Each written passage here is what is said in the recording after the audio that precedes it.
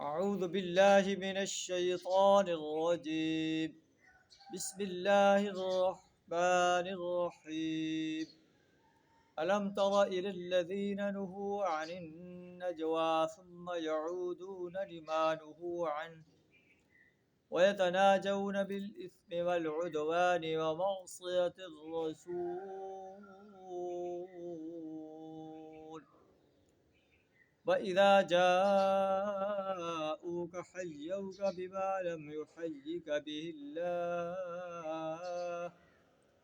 ويقولون في أنفسهم لولا يعذبنا الله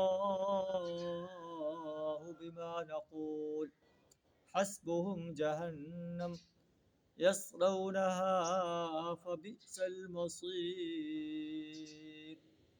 صدق اللہ العظیم. منافقین کا طرز عمل بیان فرمایا جا رہا ہے. انہیں روکا گیا تھا کہ سرگوشیاں نہ کرو، لیکن انہوں نے سرگوشی کرنا نہیں چھوڑا.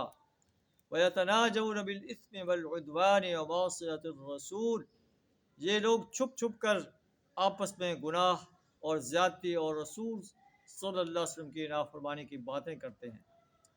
اور جب تمہارے پاس آتے ہیں حیوک بما لم یحیک بہ اللہ، تمہیں آپ کو اس طریقے سے سلام کرتے ہیں جس طرح اللہ نے تم پر سلام نہیں کیا، اور پھر اپنے دلوں میں کہتے ہیں لولا یعذبنا اللہ بما نقول، ہم جو کچھ کہتے ہیں ہمیں اس پر اللہ عذاب کیوں نہیں دیتا. اللہ فرماتا ہے حسبہم جہنم، انہیں جہنم کافی ہے، یصلونہا، اسی کا وہ ایندھن بنیں گے.